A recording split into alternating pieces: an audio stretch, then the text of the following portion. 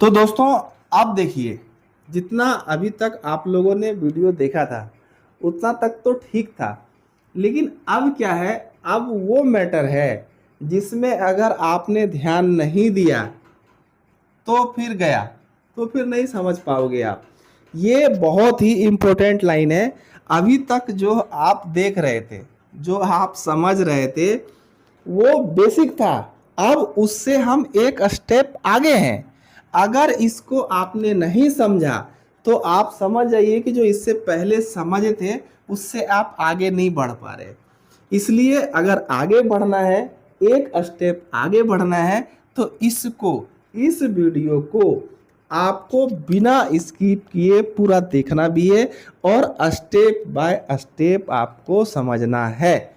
Otherwise इससे पहले जो भी हमने 2-3 वीडियो अपलोड किए थे उसमें बेसिक था, आप उतना ही समझ कर रह जाएंगे।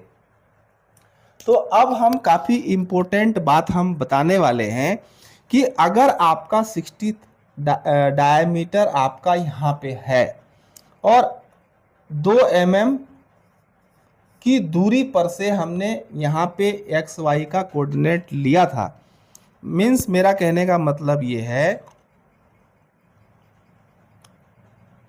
कि वर्कपीस से जो हमारा पार्ट है उससे 2 mm दूरी पे हमने कटर रखा था ताकि कोई एक्सीडेंट वगैरह ऐसा कुछ पॉसिबिलिटी ना हो। अब हम बात क्या करते हैं कि अब हमें यहाँ क्या करना है, इसको मिलिंग करना है। तो मिलिंग करने के लिए G01 x माइनस कितना हमें देना पड़ेगा, ये बहुत इंपॉर्टेंट है। तो इसके लिए हम क्या करेंगे, आपकी वर्कपीस की दूरी कितनी है 100 और आपका कटर क्या है अभी यहाँ पे है +63 और आपको क्या करना है, वर्कपीस से कटर को बाहर निकालना है +63। ये आपको जोड़ना पड़ेगा। कितना हो जाएगा 3 3 6 6 दूना 12 12 2 बाकी 1 1 1 2 226। यानी अगर इसे हमें मिलिंग करना है तो 226 mm x में देना पड़ेगा।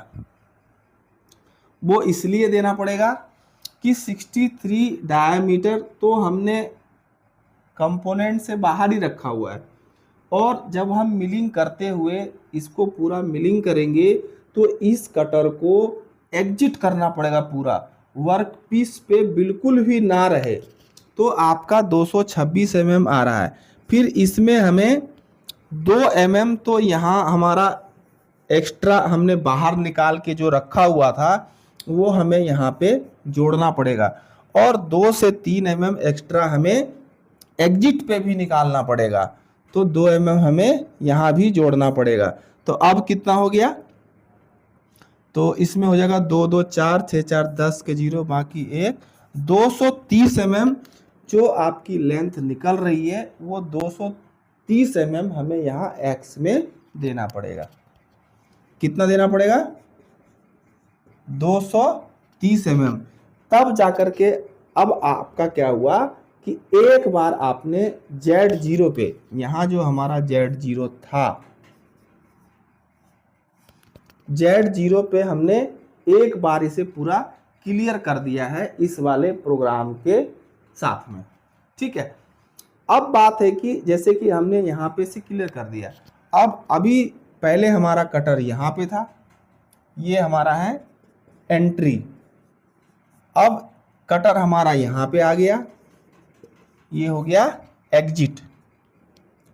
अब हम क्या करेंगे, G0 Z50 M09 कंपोनेंट से कटर को हमने 50 mm दूर ऊपर को ले लिया है क्योंकि हमारा मिलिंग हो गया है।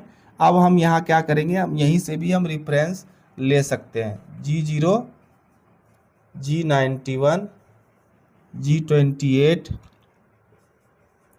Z0.0 Y0.0 और M30। तो दोस्तों इसमें आपने देखा कि एक मिलिंग, अगर सिर्फ मिलिंग करना है और मिलिंग करने के लिए अगर हमने 63 डायामीटर का कटर हमने चयन किया हुआ है जो हमारी अवेलेबिलिटी में था, उसके अनुसार से हम अगर 100 का प्लेट है और उस प्लेट को पूरी मिलिंग करनी है तो x की वैल्यू हम कैसे निकालते हैं।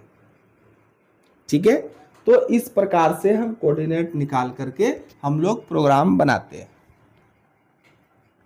इसलिए मैं जब भी वीडियो अपलोड करता हूं तो आप सभी से मैं एक रिक्वेस्ट जरूर करता हूं कि वीडियो को आप ना स्किप मत कीजिए, देखिए तो पूरा देखिए, नहीं तो मत देखिए, ताकि ऐसा ना हो कि हमने पूरा वीडियो देखा और हमें समझ में नहीं आया।